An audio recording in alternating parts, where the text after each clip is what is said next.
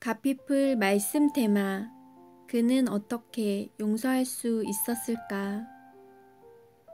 자비라는 말은 크고 넓은 마음입니다. 우리가 쉽게 이해할 수 있는 표현으로는 친절이라는 의미가 가장 적합합니다. 그런데 그냥 친절한 것이 아니라 죄인에게, 악한 사람에게, 잘못을 저지른 사람에게 친절하게 대하는 것을 자비라고 말합니다. 곧 자기 희생이 있는 친절인 것입니다. 친절은 우리 안에 오신 성령께서 우리를 변화시키는 모습 중에 하나입니다. 우리 안에 성령이 오셨는지 아닌지는 잘못한 사람에게 친절하게 대하는 사람으로 바뀌었는지 보고 알 수 있다는 것입니다. 요셉이 형들에게 버림받고 끔찍한 세월을 노예로 제수로 살았지만 그는 형들에게 복수하지 않았습니다. 요셉은 형들을 용서합니다.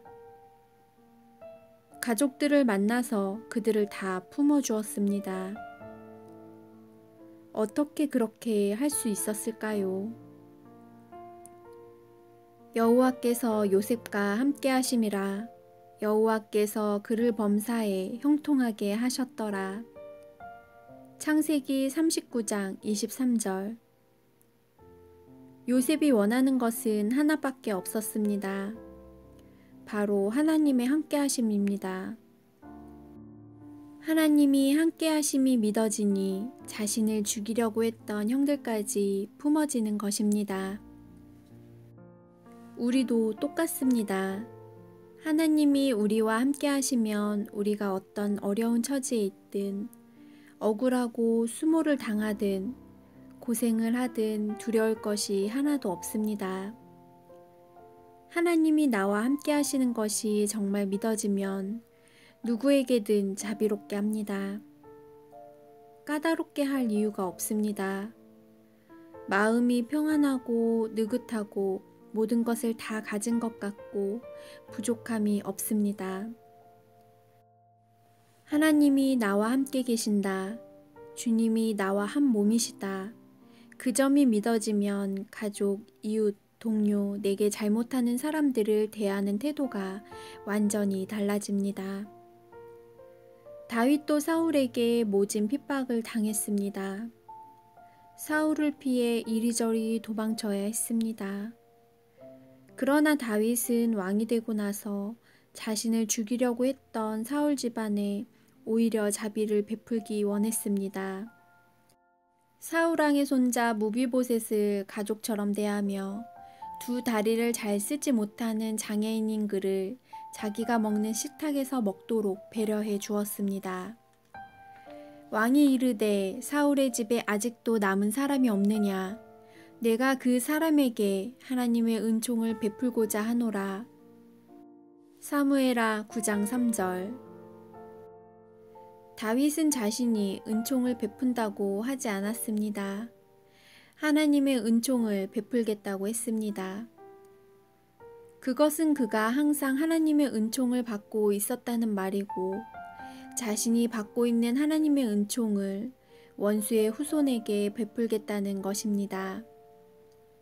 하나님의 은총을 받고 있는 사람은 정말 그렇게 합니다.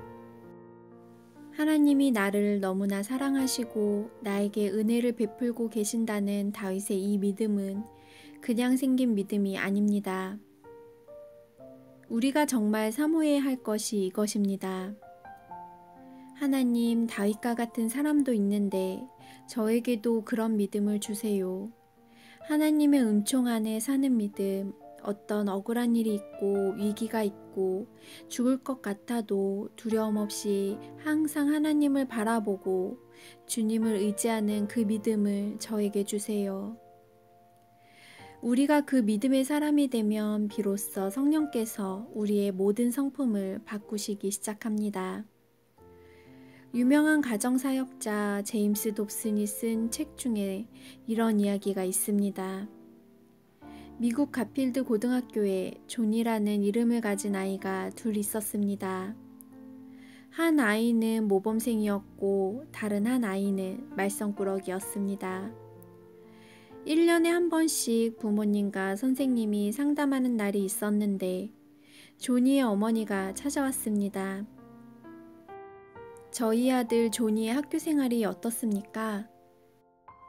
선생님은 만면에 미소를 띠고 저희 반에 조니와 같은 아이가 있다는 게 얼마나 자랑스러운지 모릅니다. 이 아이로 말미암아 모든 반 학생들이 격려를 얻습니다.